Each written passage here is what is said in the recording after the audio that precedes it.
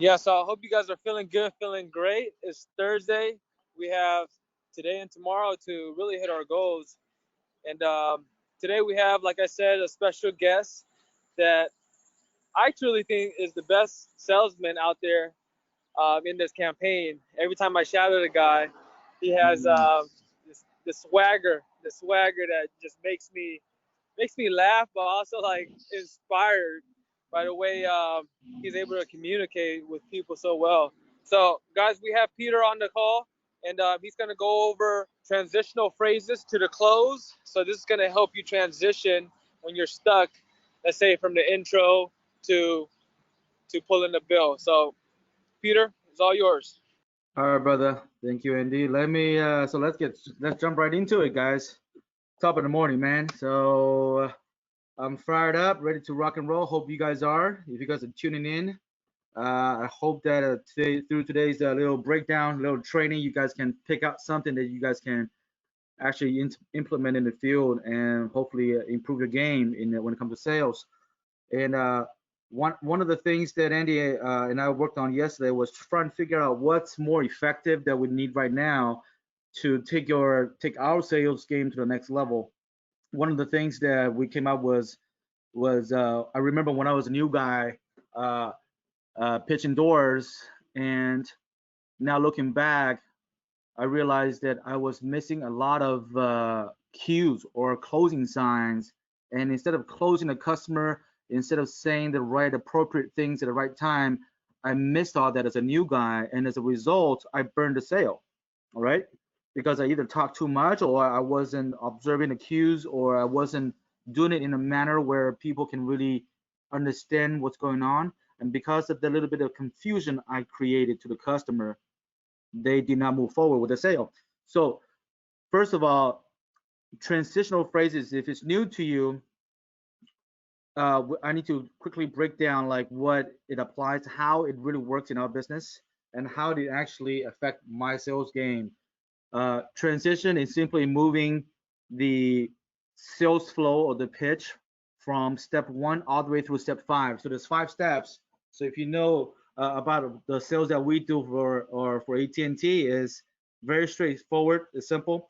The first part of it, let's also before I jump into the pitch, I like to also plant a seed in your mind when it comes down to mentality. Okay.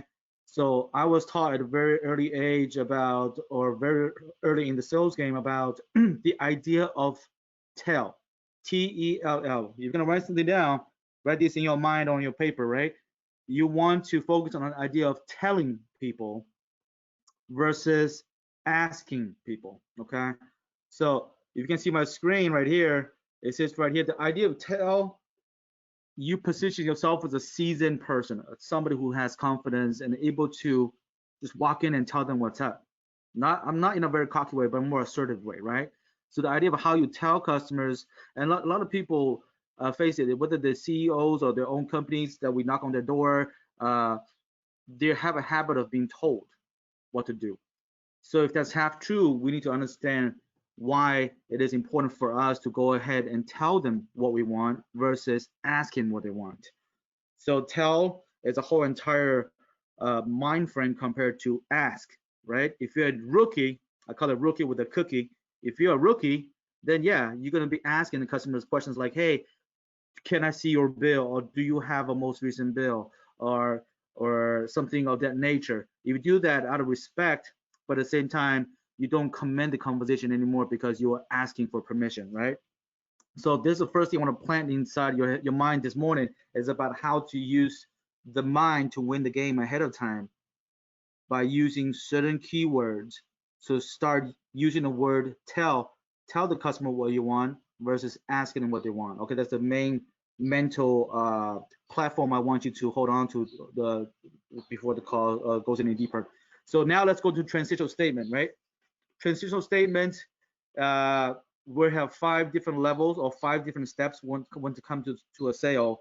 Whether you are a new rep, just being with us for a week, or being with us for a year, it will be a good refresher for you guys because I'm constantly finding new things in the field that I can actually use to improve my game. At one point in time, I thought I was pretty good, until I follow my face, of course. And it's always something to be learned every single day, regardless of how well versed you are or how good you are in the campaign or with AT&T. So going to the intro, uh, I want to just say this real quickly. So in the opening, when we knock on the door, uh, I came up with this last week. I just realized it's a good analogy. So in the intro, it's all about breaking the ice, right? We know that. So if you look at it, I put down here is you need to be like a pigeon. Okay. What is a pigeon? Well, if you're like me, pigeon tastes pretty awesome. So be like a pigeon in the sense that is pigeon has what they call the 360-degree view. Okay, pigeons, you can never sneak up to a pigeon. Why is that? Because pigeon sees everything around them with those two big eyes. You know, a pigeon can see their beak and their butt at the same time. That's what a pigeon does. What's important to you? Why you want to be a pigeon? Because I want you to walk into the customer's door, be like a pigeon. You observe what's around you. Okay, it's called peripheral vision. You'll find something to talk about and break the ice. Okay, that's just another jam drop I want to give you. Of course, the most important, you're gonna have so be a pigeon, observe, don't just go in like, hey, good morning, how you doing? You're gonna sound like another salesman that came and left 5 minutes ago. We don't want that because if you put yourself in that position of a salesperson, they're gonna label you like a salesperson and they're gonna kick you out before you know it. Okay, so don't do that. Be creative, be like a pigeon, find something uh, unique to talk about. Or you're Trojans fan, go Trojans. Or you see something hanging on the wall, you get the gist of it. But none of these will make sense without C factor. We'll talk about C factor being one of the pillars of our training foundation at CMC. C factor, of course, you know it, right? Smile, energy drink, energy drink. Once you get two of those, you're good. No, no. It's smile, eye contact, enthusiasm, right? Because in order to approach someone, in this the customer, we have to be approachable. It's a very simple phrase, but you need to internalize this and absorb it. In order for me to approach someone, I need to be approachable.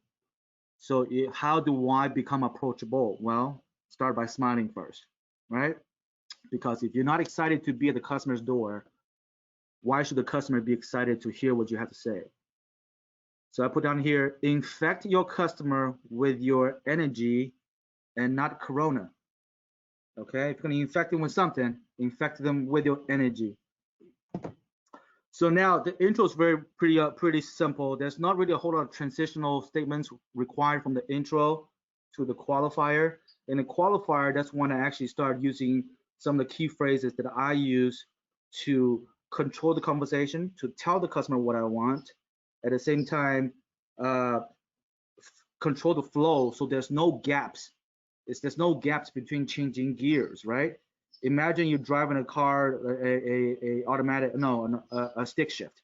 There's 5 gears in that gearbox. You don't just go to gear one and then all the way jump to gear three and then back down to gear two because pretty soon you're gonna mess up your transmission.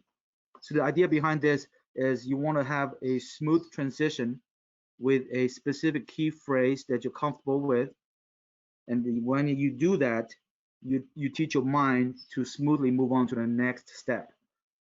So in this case, the second step I want to talk about right now is qualify the customer based on what they have, right? So the first step is intro. We'll talk about that. And then intro goes right into the second one, which is qualifying. One of the phrases that I always use is, you still have us for the phone and internet, right? Very straight, very direct. I'm not asking the, hey, do you have us? Who do you have for your cable and internet? None of that stuff. So this is the part when you need to get good at telling the customer what they have versus asking them what they have. Never ask. Ask is a rookie, right? I mean, some of you guys are new, nothing against that, but I want to speed up your learning curve by telling you, ignore the ask question, go straight into the whole telling the customer what they have. Because telling, it gives you a sense of command and you control the conversation 10 times better by telling them what to do. They'll respect you. Think of like somebody when you get pulled over by the cops, right? For speeding or running red light. The cop never come up to you and say, hey, can I see your driver license and your registration, please? No, he doesn't say that. He's straight up, driver license, registration. So it's the same principle here. When you show up, and you tell the customer what to do, they respect you that much more because everyone is used to be told what to do. I don't care if the CEOs or CFOs of companies, typically that's just how the mind is wired. Again, so the transitional statement I use to qualify the customer is you used to have us for the phone, internet, right? I tell the customer to tell me, no, I don't. I got Spectrum. Oh, now I know which direction I need to position my pitch. Is it going to be a win back pitch, or I'm going to go to like an existing AT&T pitch? So if they say yes, I have you guys, great. And I play customer service for 2 seconds. How's the service? Everything good? And then I hear their story. And now, before you get too carried away with that conversation, you need to understand to use the phrase to actually pull the bill. Okay? And write this down, guys. If you're writing things down or listen to me, it's a 3-letter word. It's a 3-word phrase, sorry. While I'm here, in quotation, okay? While I'm here, you have a recent bill lying around so that I can see what magic I can do for you. Okay? This is just my style. I like to come off as humorous. I like to come off as easygoing. So I use certain keywords to dismiss the customer in case they have apprehension about giving me their bill, right? So let's try this again. So you used to have us for internet, phone internet, right? Great. Okay, how's the service going for you? Blah, blah, blah, blah, blah. But you know what? While I'm here, okay, you got a recent bill lying around so I can see what magic I can do for you. So you are asking the customer, in essence, to get a bill, but you are telling them, while I'm here, but you need to understand the transitional phase you want to use here is while I'm here. Because what you're saying to the customer is, I don't want to see your bill tomorrow. I don't want to see your bill in 2 hours. I want to see your bill while I'm here. While I'm here, what I can do for you is this, this, and this. You want to make yourself very, very valuable at the door. If you don't provide value at the door, why would they care what you're selling?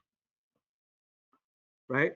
So if we only have 5 minutes in the door with the customer, you need to make yourself very pretty, very sexy. Okay?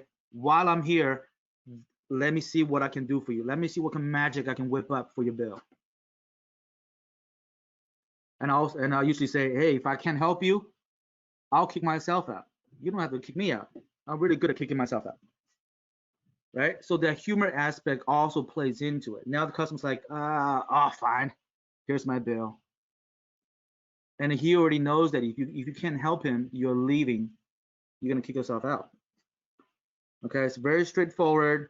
While I'm here, you got a recent bill line around so I can see what magic I can do for you. And if I can't help you, I'll kick myself out. Very straightforward. Humor is built into the pitch. And customer feel like, oh, okay, I have to do this now because you're implying that while I'm here, let me help you with this. Okay, so that's the second step, which is the qualifying the customer, right? Asking the questions, make sure they are who they are, and make sure you pull that bill. Once you pull that bill, if you follow me on the presentation, the third step is what we call the presentation stage, okay? And I find many different transitional phrases. Again, these phrases are just what I use. If you have better phrases that on your own, great, use it, right? But it never hurts to learn another skill, another thing that can get you going on, get you to speed up your game or get you better crafted at your game. So number 3 is presentation. This is what we offer the new bundle or the quote. Okay, after evaluate the customer's bill, you are able to, in your brain or on paper, write down exactly what our new price is going to be with the new bundle. So once I get the quote all done, the phrase that I use, the phrase that pays is through me today. Okay, it's a very powerful phrase. It's only 3 words, but it has such an impact on your customers because it does 2 things. Number 1, through me, not through your neighbor, not through whoever, through me today, right? That means I'm valuable at your door. You can't just kick me out like somebody's trying to sell candy at your business. Through me today, you emphasize is on you. you are signaling the customer that you can do better. Through you, they can do this. Okay. And another thing about using word today is it builds urgency. And you already know this, right? Not through me tomorrow, not through me next week, or not through me coming visit you 10 times later, but through me today. The urgency is today. The fear of loss is today. So again, let's wrap it up real quick. So on the presentation, when I get the quote to the customer, I tell them, hey, through me today, I'm transitioning my whole entire pitch as I go along so that I know that I'm controlling the conversation, right? Through me today, instead of paying, I'll put an example here, instead of paying 200 on your phone, internet, I can come in at 150 for the same service and more, right? And then tell them the savings. I always like to dress the savings up in a large number. What I mean by that is if I'm saving the customer 50 bucks a month, okay, times 12 months, that's 600 bucks. Sometimes you tell the customer, hey, I'm saving 50 bucks a month. Customer may not look at that 50 bucks as a large amount. They look at it as chump change. But if you build a bigger picture and say, hey, over the course of a year, I'm kicking you back 600 bucks. This 600 bucks can be invested back into your business.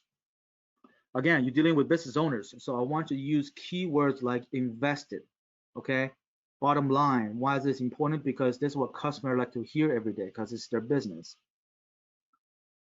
So if I have to demonstrate this again, I'll tell them, hey, Mr. Customer, I'll be able to get you $50 in savings per month times 12 months. That's over $600 that can be reinvested back into your business for other things. When the customer hears that word, they love it because it's a term that they understand what it means, invested back into a business. Okay, but it all starts with through me today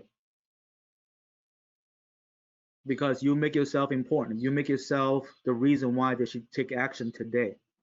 Okay, I don't know how many times I've lost sales in the field because I wasn't building enough urgency. I wasn't building enough impulse, and customers feel like, oh, you know what? Let me sleep on it, right? Let me think about it.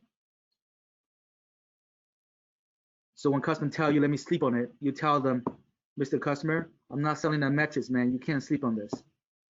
Psych. That's just again, that shows you like my style. Like I actually say these to customers' face, and believe it or not, if you hit me feel with me, that's what I do, and it just diffuses the whole tension, right? When they like you, man, they'll listen to you. It's just the law of sales. Sales simply means a transfer of energy, right? A dead sale means you are transferring some dead energy that they don't want, and they don't want your bad juju. They want to kick you out because you're no fun. So the whole entire process, 1 through 5, during the whole pitch here, I understand that my energy is up there. The C factor is always there. For me, the humor always works, and I'm able to connect the customer as a customer, not as a person, not as a person that I want to sell to, right? And when they feel that, it's game over. Okay, so remember, so let's recap real quick. Intro, short story, qualification, qualifying. You still have us in there, right? While I'm here is a key phrase that pays, and transition to the bundle. Through me today, this is what I can offer you. Blah blah blah. Move on. Build a hype, and then when it comes to closing the deal, right? So on the after presentation, that means you're giving customer the whole breakdown of the bundle, and the next thing to say is don't wait for the customer to ask you, so Peter, what to do next? This deal is too good. The customer is not gonna ask you that. I've been doing sales for so long. There's probably like one or a handful of people to ask me, so how can I get this bundle, right? They're so excited because they know the savings there. They don't mind having the bundle with DirecTV in it. But if you wait too long, if you let the impulse stay idle for too long, the customer's impulse will drop despite you give them a great proposal. Oftentimes, if you don't catch it correctly, if you don't transition your presentation to the close correctly, you might just lose the guy's impulse, and he might just say something about, let me sleep on it, right? Or come back, or call me next week, call me tomorrow, right? If I get a penny every time someone tells me, call me tomorrow, man, I'll be a millionaire by now, right? But this is the world that we live in. It's full of rejections. When people don't understand or they're confused about what you're selling, they shut down. It's very simple. It's not because they don't like you. It's because something in your pitch confused them. They will never admit to you that, hey, Peter, I'm confused. Can you come back tomorrow? No. They just say, oh, yeah, yeah, you know what? Leave him a call or call you back tomorrow. In essence, there's something along in your pitch that did not add up for them. It wasn't clear. That's what they say no. And it's just a temporary no, right? You come back 2 weeks later or 5 months later, and maybe they're ready now, right? Who's been to a store where you signed a guy up and then you saw a card on the wall from another rep from CMC from 5 months ago, right? I've done it many times. What does it really mean, right? It could mean that the customer was not fully grasping the concept what you're trying to do for them, and that's what they do. So transitioning from presentation to close is a long question. I like to make fun of this. So the phrase I use here is, if after I disclose customer, hey, this is going to be your bundle, I go straight into a transitional close line. It goes like this. So, Mr. Customer, you know what? The hardest question in this whole bundle is when are you going to be available for one of our techs to swing by and activate your bundle? This is a soft close with an option built in. Okay, so this is a dual-edged sword. It is a preemptive, it's a pre-close, number one. Pre-close meaning I'm gonna throw in a close phrase real quick. I want to fill him out. If there's any objections, I'm gonna address it now. If there are no objections, the customer is gonna pick a weekday for install or a weekend for install. That's all there is. Okay. So the transitional statement that I use again is, hey, Mr. Customer, you know what? The hardest question about this whole thing today is when are you going to be available so that one of our guys can hook you up? Does weekday or weekends work better? Because I use a transitional statement because I already know the customer will benefit from taking my bundle. I already know without a doubt because I already shown him. I saw his bill. I gave him a quote. I'm saving him $50. I know he'll be silly not to take my offer. Okay, this is why I position my transitional statement in such a weird way. Hey, the hardest question is actually when is a good time for us to come through. The hardest question is not whether you want to take the bundle or not, or whether you want to take the savings or not. That's a given. You see my mind here? You should be taking my bundle. That's a given. If you don't, then you're an idiot, right? Is what I'm trying to say.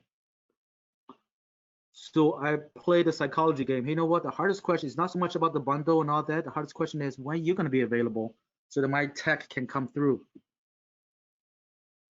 Weekdays or weekends. Now you play the stare of death game. You be quiet, you shut up, you wait for the customer to speak. He who speaks first now loses. So I have a long, awkward pause, silence. It could be 5 seconds, it could be 5 minutes. Give the customer time to process that. And a lot of times customers say, weekends is fine. There you go, you got him. You already committed, right? You give him option close, weekdays or weekend, he took weekdays or weekend, whatever, right? You write him up, and you got what we call the verbal commitment, right? To do it. So now you write up the order, you get all this information, you write it down, get his credit card, blah, blah, blah, blah, give him promotion, hype him up, I'm give you $100 bill credit, I'm giving you a free TV, but you gotta pay me $100 for shipping, all this stuff. It's built in, right? So I make the transition to close a weird one, but an effective one. And you'll be surprised how many of these CEOs will cave into your question, right? They say, yeah, let's do it, or whatever. And the last one, before I fire off any question, is there's a very critical one. I found different ways that can be useful, but I tried different ways, but I found this one to be specifically more effective. So number 5, the recapping the order, right? So after the customer says yes, I read the customer up, and all the pricing is there. Now I spend a good 3 to 5 minutes recapping the order, and I use this transition. Also, let's assume I just read the order up. I said, Miss Customer, can come back real quick. I show him my order form and say, and I tell him, quote unquote, this is my transitional phrase. Transitional phrase. I tell them, so this is what's gonna happen next. Okay, this is what's gonna happen next from this point onwards or forward. I spent a good about 3 to 5 minutes here recapping the customer exactly what to expect next, right? So I break down all the 4 things, right? It's a 2-year contract. You know, your billing cycle is going to be 1 to 2 billing cycles before it shows up. There's auto pays in there. So I recap, and there's going to be a verification call. So over here, I put down we must prep the customer exactly what's going to happen next on the verification call and how they will be covering the call. So there's no questions at all. I lost many sales in my early days with CMC because I wasn't thorough enough with my whole recap. And when verification talked to the customer freaked out. They freaked out. They're thinking that Peter never told me this. Peter never told me it's 2 years. Peter never told me it's 1 year. Whatever the case is, it falls off verification. That sale is now sitting there idle. Okay, now I got to do double the work. I got to call the customer back again, wasting my resources and my time trying to recover a sale that should have been verified on the first time. Okay, so it still happened to me, but very very infrequently now. But I used to remember it. I used to lose sales because customer freaked out during the verification call because I didn't prep them good enough. So for you that's in the field today, you need to figure out how to take your time and really slow down the recap process. Don't rush it. Don't get the customers bill the orders and you know what? Wait for a phone call, you'll be good to go. No. Spend the extra 3 minutes, recap everything they need to know on the call, and then you'll have a smooth verification or verified status on your account. You can move on to the next one. Okay. So transition again, so this will be the whole overall gist of how I position my transition statement in the field throughout the pitch every day in the field. We need to figure out which one that you need to work on. Okay, there's got to be something that you either need help in or can be improved, in other words. So find a area in your pitch that you usually choke up on and try one of these transitional statements and see if it helps you that much better, right? If it does, great. You know, if it doesn't, at least you try it, right? I'm not saying this works every time, but it does boost you because you're going from a telling mentality to a asking mentality. Number one. Number two, you're using something, a phrase that you won't forget while I'm here, right? And then understand the psychology behind it. Why do I say that? While I'm here, through me today, right? These are all self-empowering words. These are all words and phrases that make you look like the top dog today at the customer's business.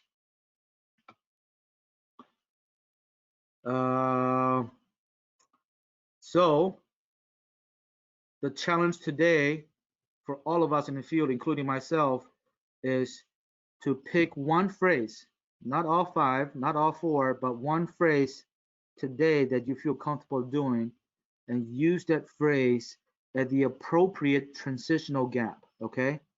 If you are today, let's just say you build the customer a bundle, we're going to transition from qualifying the customer to the presentation. That's when you say the word through me today. It feels good. It feels awkward at first, but it gets normal later on. Through me today, this is what I can do for you, right? Again, you make yourself sexy, you make yourself valuable, and people is gonna eat out of your hands. And naturally, all if you do this, if you start telling them how to do it instead of asking them how to do it, your confidence level automatically goes up 5 levels. Okay. Uh, let's see. I'm gonna open up for like 2 minutes for questions, and I'm gonna wrap up with a real quick quote.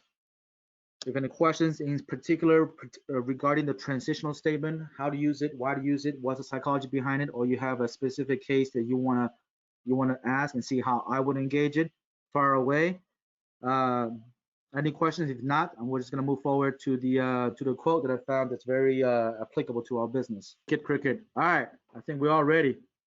Moving to the field. So Abraham Lincoln said once said, and this is a quote, right? Abraham Lincoln, wanna know who he is? One of the quote he said was very good. I found was quote: "If you give me 6 hours to cut down a tree, I'd spend the first 4 hours sharpening my axe." Okay, I want that to settle in your brain real quickly and understand why he said this and why we like it, why it's so applicable to our business, right? If you give me 6 hours to cut down a tree, I'd spend the first four sharpening my axe. I just realized, man, that is such deep, profound, but yet applicable quote for our business. Okay. So when I saw that, I automatically had a ringing in my ear. Remember, you know what? That is so true because that reflects what we do day in and day out in the business. So what I drew from it was we are the axe, right? We are the physical axe that's in the field. And the field is actually the sharpener. The field, the customers, the conversation that we're going through, every single rejection we get is a way to sharpen us, is a way to sharpen the axe. And then the sale in this case would will symbolize the tree. Okay? So if you let it set in every day, I'm getting out, I have 8 hours in the field or 6 hours in the field. I need to get good at my craft. I need to sharpen my axe with all these customers until it's sharp enough where I can chop down a tree, chop down a whole sale, or chop down 5 sales. Okay. So today, I challenge you guys, get out there, be a sharp axe. Okay. Not a dull axe, be a sharp axe and start chopping down the forest. We don't want just a tree, we want the whole forest. So let's go and get it. All right.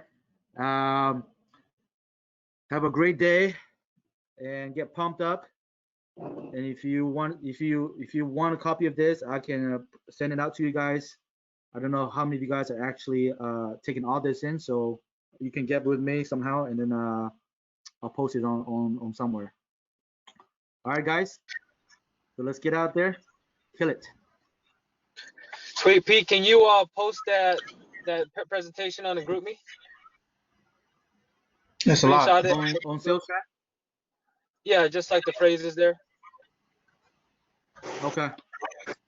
All right. Yeah, Sounds good. Darkside Diego wants to copy. Well, it's gonna cost you money, Diego. Give me 5 hots, baby. Ain't nothing free. So I know these gems that Peter dropped. I mean, is very powerful. I know he went through it really fast, but guys, I know this work. I've used it myself. Highlighting a few things. Peter have over a decade of experience, and no matter what campaign he's been on, he's been very successful because he knows sell and he understands it really well, right? So just to highlight a few things that I use that I think I want to echo and emphasize. The first thing is when Pete assumed that the customer had phone and internet. That's very powerful. I know it looks like it's a small deal, but what happened do you think when you ask a customer, do you have phone with AT&T? Do you have AT&T phone or internet? What do you think happens when you ask that question to the customer? What does the customer think of you? Shouldn't you already know that? You're with AT&T. Yeah, right away. So like some of you guys would lose the sale. Some of us, including myself when I was new, would lose the sale and wonder what happened. Why didn't they trust me? Is that sentence right there? Right? If you're with AT&T, why are you still asking me? Shouldn't you know? Right? So most customers won't tell you this, but they think it. Sometimes you get really blunt one. I had a customer that was very blunt and said, "Shouldn't you know it?" And I was like, "Oh crap, I asked it wrong." Right? And thank God he told me that because they realized, oh shoot, I just kind of made myself look like I don't know what I'm doing, don't know that I'm not really from AT&T. So all this caused the sales to go south toward the end. I couldn't get the sale, right? So what Pete did is a similar thing, but it goes, you have us, right? So it's almost like, confirm. Can you confirm that you have this service? Like, so he knows what he's talking about. We know what we're talking about. Now we just ask for confirmation, right? It's very, very big that you guys do this instead of asking the customer what they have, right? So I really want to highlight that. You know, and the last part is assuming the sell. You know, instead of after you do your breakdown, you're saving them $50. Instead of saying I'm saving $50 a month, I challenge you to do the 12 months thing. Works like a charm, right? Customer understand savings, and if you like time it by 12 and see a $600 savings, much more powerful than saying I'm saving you $50. It's not worth their time. But $600 to invest in their business, heck yeah, it's worth their time. Does that make sense? Who wouldn't want $600 for the same service, sometime fast internet and a free TV service, right? So we got to really sell that sizzle there. Okay, but what the most important thing is Pete didn't stop there. After he broke it down, he went straight to transitioning to close, and he went straight to asking when's the best time the tech can come out, right? And then leaving that there instead of keep going and having the customer make that decision. Now, if you find that part awkward, just put your head down and pretend to write on the order form. Start writing the business name and stuff down on the order form and start getting that done, right? Because you don't want to say anything else after you ask that question.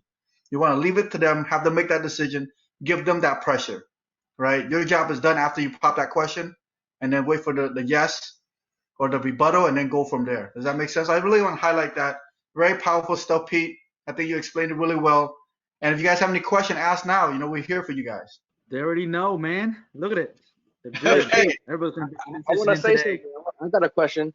What's your like main point that you like? How do you know when the customer, for example, like for me, let me just ask you. So, for example, when it comes down to the position of closing the customer, right?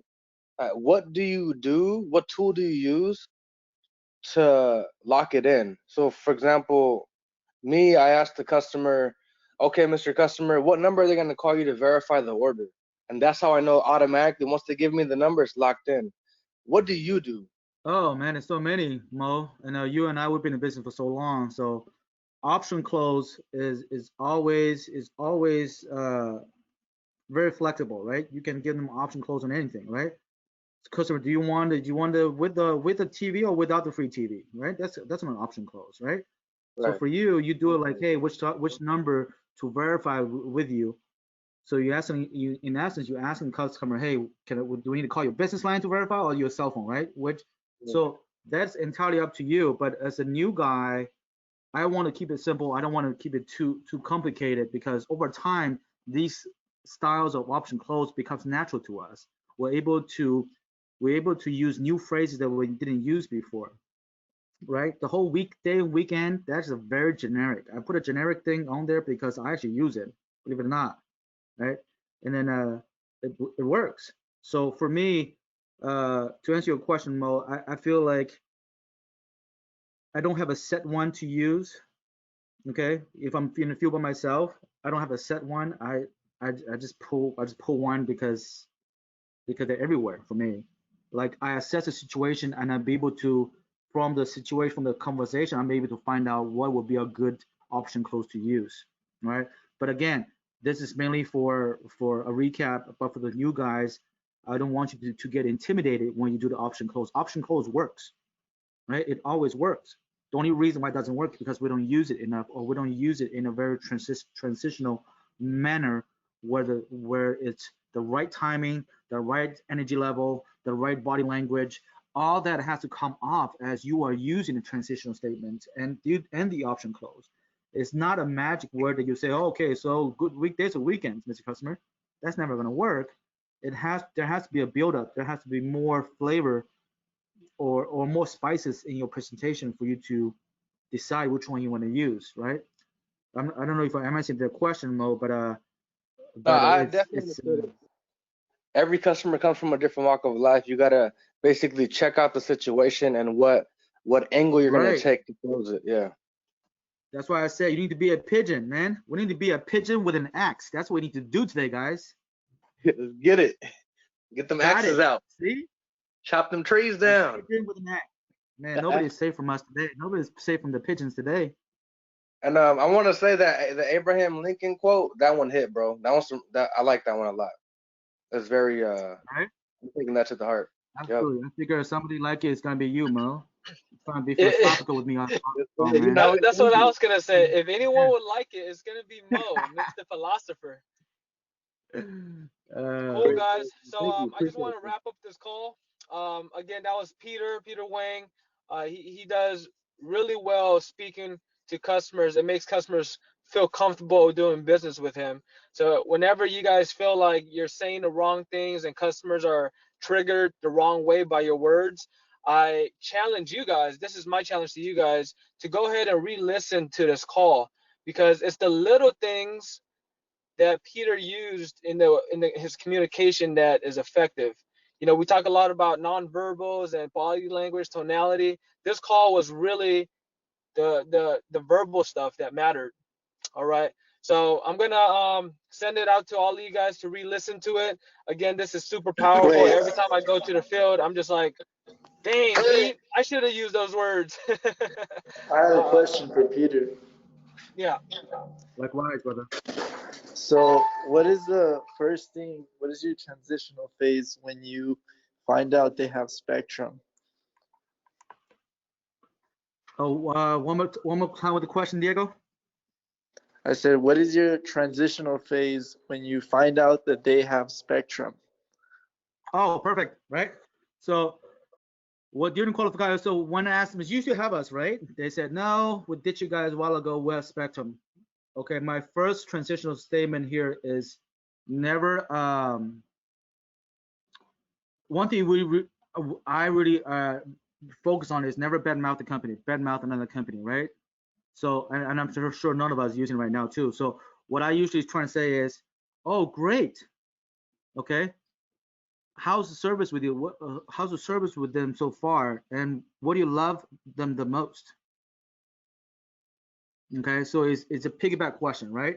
How would you like the service so far? What's the service like being so far? Number one, and what makes you love them so much? Okay, because the leading question, first of all, nobody loves anything, right? Unless it's their wife, the kids, or the dogs. They will not love a company that much. So I position it that way because I want them to take it in real and say, you know what, service being okay, but I don't really love them. They're decent, right? So I'm drawing more emotions now because I'm using an emotional word, Diego. Get it? Yes, I'm using the word understandable. love. What do you love them so much or anything that invokes or create emotion because you want now customer to dive back into their memory bank and search for emotions about how they feel about spectrum. And then guess what? They're gonna find something that they're not gonna like. They're gonna go back to the emotion bank, yeah, memory bank, and quickly find something like, oh man, that shit was down for like 3 hours 2 weeks ago, or I couldn't, whatever it is. So now that's the emotion I want to draw out. At the same time, not discrediting the company, not to make the customer feel like they made a wrong decision to go to Spectrum. Okay, there's in there. Okay, because if you're trying to say it in the wrong way, you are belittling the customer. If the customer feels like you attack them or belittle them, that quick. So if somebody tells me they got Spectrum, I say great, right? I'm actually happy for them, right? Great.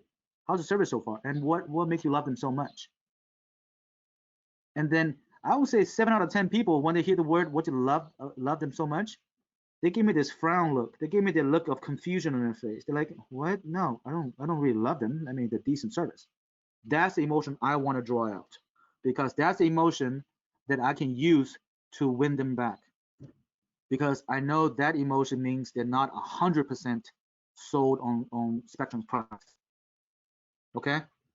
So very quickly, one is I say, great. I get them all hyped. Oh, great. Okay. How's service been so far? And what is it that about them that you love them so much about? And it's half the people can't answer the question. Half the people is just gonna be cut like with it's stuck. Like they're decent or they're right. They're whatever's. And then I find that energy the whatever energy the customer just gave me, I'm gonna use that to dive into a breakdown, right? And then say something corny like this: "Man, we miss you guys, man. It's been 2 years or 3 years, whatever. Then we miss you guys. Want you back?